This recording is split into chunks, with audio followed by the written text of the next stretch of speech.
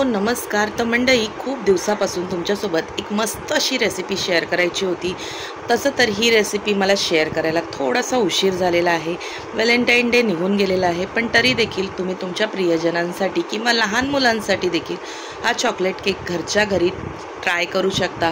Chocolate केकची इतकी साधी आणि सोपी रेसिपी तुम्ही कधी पाहिला नसाल तर एकदा अशा प्रकारे चॉकलेट केक नक्की बनवा। एकदम सॉफ्ट आणि स्पॉन्जी होतो आणि खाण्यासाठी तर इतका अप्रतिम होतो की तुम्ही एकदा कराल तर करतच राहाल। सोबतच बटर पेपर नसताना देखील तुम्ही केक टीन डस्ट कसं करू शकता हे देखील या व्हिडिओमध्ये सांगितलेलं आहे। तर व्हिडिओ एंडपर्यंत नक्की पहा आणि व्हिडिओ आवडला तर नक्की लाईक करा फ्रेंड्स। तर बघू शकता किती सॉफ्ट आणि स्पॉन्जी असा आपला हा केक तयार झालेला आहे। तर चला फ्रेंड्स, वेळ न घालवता लगेचच रेसिपीला सुरुवात करूया। तर आजच्या रेसिपीसाठी मी घेतलेली आहे एक बाउल आणि एका बाउलमध्ये मस्त असं चॉकलेट घेतलेला आहे। तर हा डार्क चॉकलेट आहे, 1/4 कप बारीक कट करून घेतलेला आहे। तर ज्या कपने आपण चॉकलेट घेणार आहोत त्याच कपने आपल्याला तेल घ्यायचं आहे। तर तेल कोणतं घ्यायचं? तेल कोणत्याही ब्रँडचं घेऊ शकता, फक्त तिळाचं किंवा राईचं तेल यूज नका करू। सोबतच आपण अर्धा कप साखर घेतलेली आहे। तर पिठी साखर वगैरे नाही, नॉर्मल साखर घेतलेली आहे आणि 1 कप उकळतं दूध घ्यायचं फ्रेंड्स। उकळतं दूध घेतलात ना तर चॉकलेट व्यवस्थित मेल्ट होईल, सोबतच आपण जी साखर घातलेली आहे ती देखील मेल्ट होईल। तर इथे व्यवस्थित मिक्स करून ना झाकण ठेवून मी एक 10 मिनटं तरी रेस्टला ठेवणार, म्हणजे आतमध्ये आपण जो चॉकलेट घातलेला आहे ना तो पटकन मेल्ट होईल आणि आपल्याला पुढची प्रोसेस करायला अगदी सोपं जाईल। तर चला पुढची प्रोसेस बघूया फ्रेंड्स। इथे 10 मिनटं झालेली आहेत आणि 10 मिनटानंतर इथे बघू शकता आपलं चॉकलेट व्यवस्थित मेल्ट झालेलं आहे। पुन्हा एकदा मिक्स करून घेते, म्हणजे जेणेकरून काही गुठळ्या राहिल्या असतील तर त्या निघून जातील। आता आपण दुसरा एक बाउल घेणार आहोत आणि या बाउलमध्ये आपण सुके इंग्रेडियंट्स जे काही घेणार आहोत ते घेणार आहोत। तर सर्वप्रथम मी इथे घेणार आहे 1 कप मैदा। केक करताना ना नेहमी साहित्यांचं प्रमाण लक्षात ठेवा फ्रेंड्स, म्हणजे कोणत्याही प्रकारची तुमची चूक होणार नाही।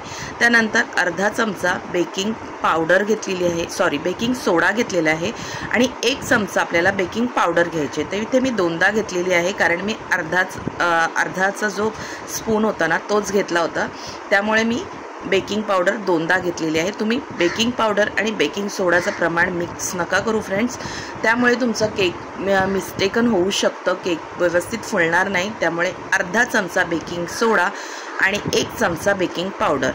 त्यानंतर हे मिश्रण आपण चाळून घेणार आहोत। चाळल्याने काय होतं, यामधल्या जे काही गुठळ्या असतात ना त्या निघून जातात, काही इम्प्युरिटीज असतात, काही घाण असेल तर ती देखील निघून जाते।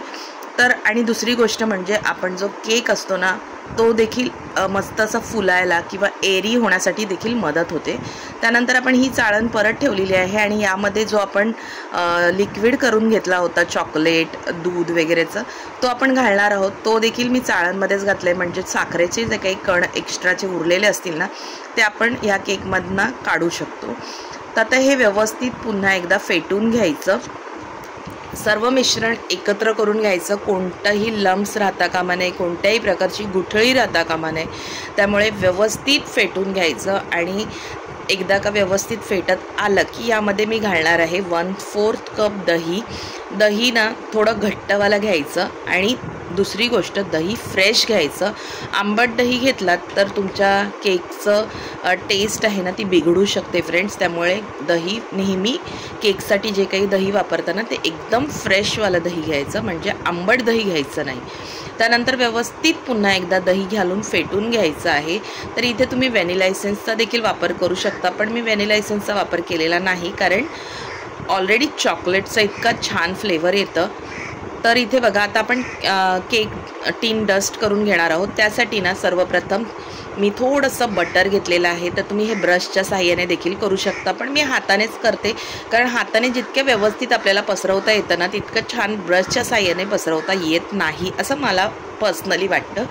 तर इथे बघा, तूप सर्व चारी बाजूला लावून घेतलं ना की 1 चमचा मैदा घालायचा आणि मैदा ना हाताने असा डस्ट करून घ्यायचा, म्हणजे ह्यावर हात फिरवायचा नाही, बाहेरूनच असं थपथपवून व्यवस्थित असं मैदा पसरवून घ्यायचा त्या तुपावरती आणि एक्स्ट्राचा जर मैदा वाटला ना तर तो झाडून काढून टाकायचा। त्यानंतर आपण जे मिश्रण तयार केलं होतं केकचं ते घालून घेणार आहोत। बघू शकता किती पातळ आहे ते, व्हिडिओत दाखवल्याप्रमाणेच पातळ व्हायला पाहिजे। जर तुमचं बॅटर थोडंसं थिक होत असेल ना तर त्याच्यामध्ये 1-2 चमचे दूध तुम्ही एक्स्ट्रा ॲड करू शकता फ्रेंड्स। त्यानंतर मिश्रण घातल्यानंतर 1-2 वेळा टॅप करायचं, म्हणजे आतली जी एअर असते ना केकची ती निघून जाते।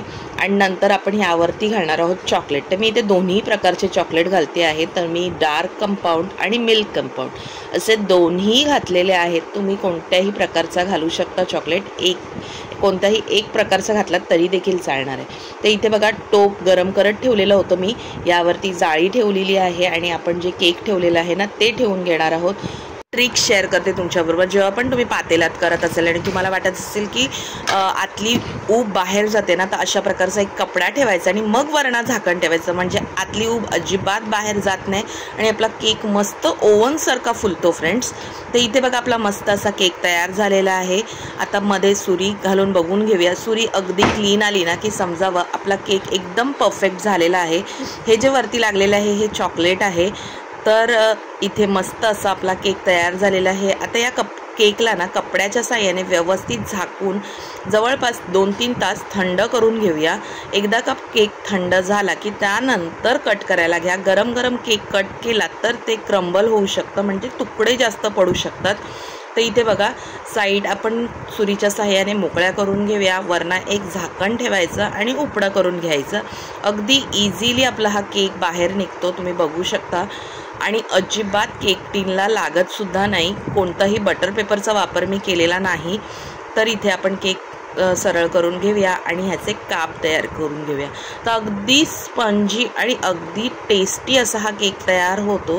तुमच्या घरी लहान मुलं असतील किंवा तुम्हाला कोणाला गिफ्ट करायचं असेल तरी देखील तुम्ही हा केक गिफ्ट करू शकता किंवा लहान मुलांना देखील बनवून देऊ शकता। इवन दो तुम्ही हा केक टिफिनमध्ये सुद्धा मुलांना देऊ शकता, मुलं खूप खुश होतील तुमची। टी टाईमसाठी सुद्धा हा केक तुम्ही ट्राय करू शकता। बघू शकता किती मस्त जाळी आलेली आहे केकला आणि तितका स्पॉन्जी देखील केक झालेला आहे फ्रेंड्स। तर फ्रेंड्स अशाच नवनवीन रेसिपी मी तुमच्यासाठी घेऊन येत असते। तर तुम्ही चॅनलवर नवीन असाल तर चॅनलला नक्की सबस्क्राईब करा, सोबत बेल आयकॉनसुद्धा प्रेस करा, म्हणजे तुम्ही कोणताही व्हिडिओ मिस करणार नाही फ्रेंड्स। तर चला फ्रेंड्स भेटूया अशाच एका नवीन इंटरेस्टिंग रेसिपीसहित। तोपर्यंत मस्त खा आणि स्वस्त राहा फ्रेंड्स। Bye friends.